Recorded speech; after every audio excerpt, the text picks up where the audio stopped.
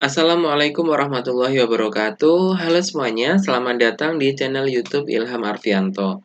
Di video kali ini saya akan membahas tentang tautologi, kontradiksi, dan kontingensi. Bila nanti saat menonton video ini ada bagian yang kurang jelas, silahkan di-play ulang atau bisa dituliskan pertanyaannya pada bagian komentar. Mari kita simak videonya bersama-sama.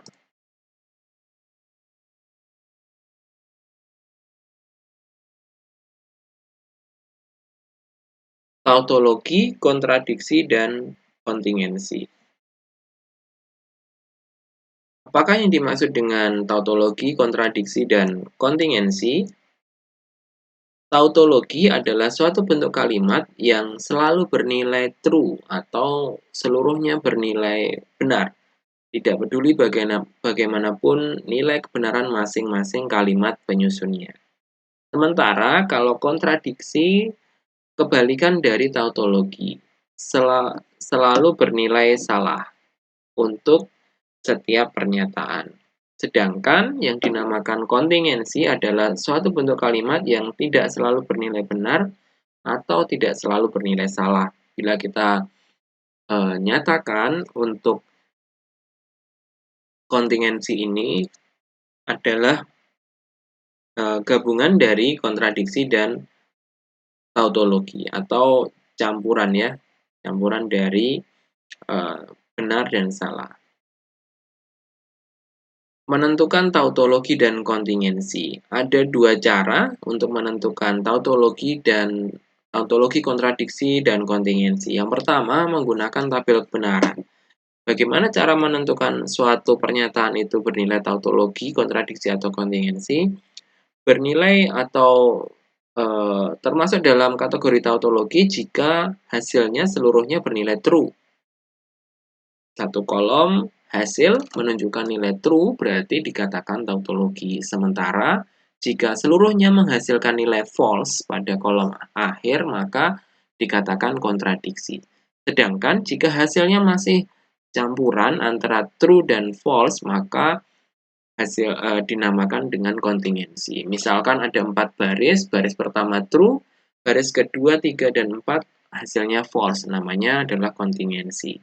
Jika 4 baris itu seluruhnya true, namanya tautologi. Jika 4 baris itu semuanya false, namanya kontradiksi. Itu jika menggunakan tabel kebenaran. Lalu cara yang kedua yaitu menggunakan hukum logika. Jika menggunakan hukum logika, maka Anda bisa menggunakan hukum-hukum logika yang sudah kita pelajari pada video sebelumnya. Nah, hukum logika jika pada hasil akhirnya bernilai true, maka dikatakan tautologi. Sedangkan jika hasil akhirnya bernilai false, maka dikatakan kontradiksi. Nah, jika hasil akhirnya masih berupa proposisi, misalkan A, B, atau A dan B, A atau B, A dan C, dan seterusnya, maka itulah ciri dari kontingensi. Jadi, jika hasilnya true, tautologi, hasilnya false, maka kontradiksi, dan hasilnya masih berupa proposisi, maka dikatakan kontingensi. Sekarang kita akan melihat contoh tautologi. Nah, ini contoh tautologi. A atau negasi A. Kita lihat di sini hasilnya true seluruhnya. Kolom ketiga untuk baris pertama true, kolom kedua juga true. Hasilnya adalah tautologi. Nah, silakan bisa Anda coba buktikan menggunakan hukum logika. Nah, untuk ini termasuk tautologi juga. A atau negasi A. Kalau tidak salah ini sudah masuk dalam salah satu hukum ya. Saya agak lupa hukumnya apa. Hasilnya juga true. A atau negasi A hasilnya true. Kemudian kalau kontradiksi contohnya seperti ini. Nah, ini kita lihat dua baris ini seluruhnya hasilnya false. Maka ini menunjukkan bahwa pernyataan ini kontradiksi. Bisa Anda buktikan juga dengan hukum logika A dan negasi A hasilnya false. Kemudian yang dimaksud kontingensi, nah berbentuk campuran antara true dan false. Ada yang satu false, yang satu lagi true. Nah, bisa coba Anda buktikan dengan hukum logika. Atau karena ini belum ada di bagian hukum, mungkin bisa saya tuliskan seperti ini. A implikasi negasi A, negasi A menjadi, karena implikasi berarti kita hilangkan menjadi negasi A atau negasi A. Biasanya kan A implikasi B menjadi negasi A atau B, karena ini yang belakang ada negasinya, maka kita tulis negasi juga. Negasi A atau negasi A hasilnya adalah negasi A menggunakan idempoten. Untuk hasilnya negasi A, maka karena berbentuk proposisi, berarti ini termasuk kontingensi.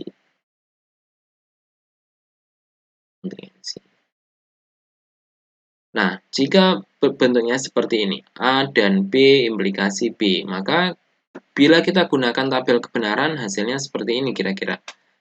Nah, seluruhnya bernilai true, maka ini dikatakan tautologi. Jadi A dan B implikasi B bernilai tautologi.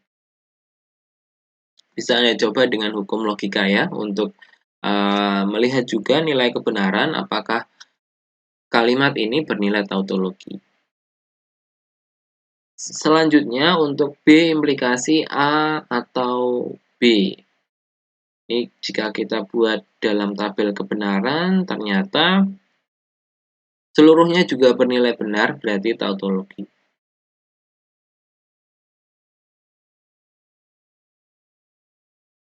Nah, ini bisa coba Anda kerjakan menggunakan hukum-hukum logika yang bisa digunakan untuk menyederhanakan ekspresi logika. Nah, jika menggunakan hukum logika yang perlu diingat tadi untuk 3 kondisi. Yang pertama, jika hasil akhirnya true, maka dinamakan tautologi, dan jika hasil akhirnya false dinamakan kontradiksi, tetapi jika hasilnya masih berupa proposisi dikatakan kontingensi.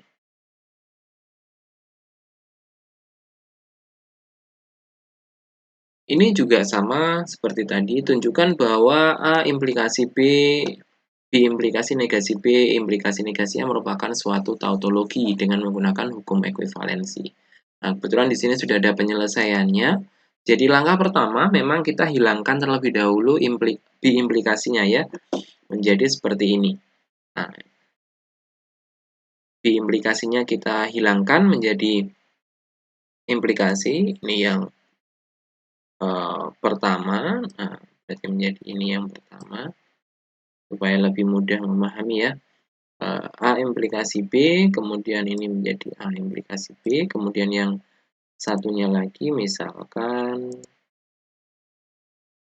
saya tulis seperti ini, negasi B, A B implikasi B menjadi A implikasi B dan B implikasi A, menggunakan hukum B implikasi. Selanjutnya, kita gunakan hukum implikasi untuk menghilangkan tanda implikasinya. Kita mulai terlebih dahulu dari yang ada di dalam kurung, atau kurung paling dalam. A implikasi B menjadi negasi A atau B, yang ini menjadi B. Kenapa B? Karena seharusnya negasi B, karena ini ada negasinya, double negasi, sehingga kita tulis B saja. Atau negasi A. Kemudian yang ini juga sama, B atau negasi A. Kemudian yang di sini negasi A atau B. Ini menggunakan implikasi. Selanjutnya, kita gunakan hukum implikasi juga untuk yang implikasi yang ada di luar. Nah, yang ada di sini. Sehingga ini menjadi negasi A atau B menjadi negasi dalam kurung negasi A atau B, atau yang belakang tetap, yang ini juga sama. Negasi B atau negasi A. Ini menggunakan hukum implikasi. Nah, sekarang setelah B implikasi dan implikasinya hilang, tinggal Anda sederhanakan menggunakan hukum-hukum yang lainnya. Pertama kita gunakan De Morgan dulu supaya lebih mudah untuk menyederhanakan, karena De Morgan itu biasanya menghilangkan tanda negasi yang negasinya banyak bisa kita sederhanakan. Sehingga kalau kita De Morgankan hasilnya adalah A dan negasi B, atau B atau negasi A, dan seterusnya menjadi seperti ini. Ini yang negasi ini ya yang kita gunakan. Negasi ini. Kemudian setelah ini kita bisa menggunakan komutatif. Kita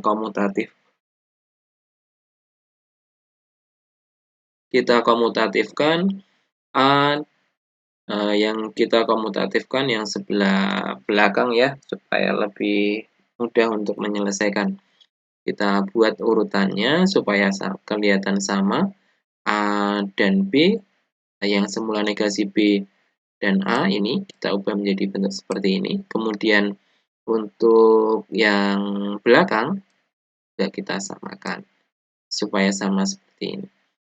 Kita lihat A dan negasi B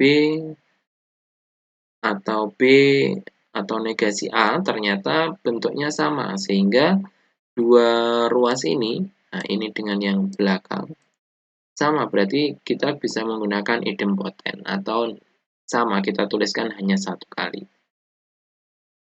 Nah, sekarang sudah menjadi lebih sederhana. Bisa tidak kita sederhanakan lagi? Kita coba sederhanakan, kita tuliskan De Morgan supaya lebih ringkas. Kita paksa supaya bentuknya menjadi mirip ya. Nah, yang depan kita De Morgan kan menjadi negasi kurang bukan negasi A atau B, yang belakang menjadi B atau negasi A. Nah, ini kita lihat bisa kita komutatifkan yang belakang supaya terlihat sama, B atau negasi A kita balik menjadi negasi A atau B. Nah, di sini kita lihat ada dua suku yang sama. Ini sama seperti negasi sesuatu atau sesuatu, maka hasilnya true. Bisa dicek lagi untuk hukum ekuivalensi logika. Jadi, untuk hasil akhirnya bernilai true. Maka, untuk ekspresi logika ini juga bernilai atau mengikuti hukum atau bernilai tautologi ya, karena seluruhnya bernilai benar. Demikian video kali ini, terima kasih telah menonton. Videonya cukup panjang karena menggunakan hukum-hukum ekuivalensi yang perlu Anda ketahui bersama-sama. Terima kasih telah menonton, sampai jumpa di video selanjutnya. Semoga bermanfaat. Jika ada bagian yang kurang jelas saat menonton video ini, silahkan di-play ulang, atau kalau ada yang belum jelas lagi bisa ditanyakan pada bagian komentar. Terima kasih telah menonton, sampai jumpa di video selanjutnya. Assalamualaikum warahmatullahi wabarakatuh.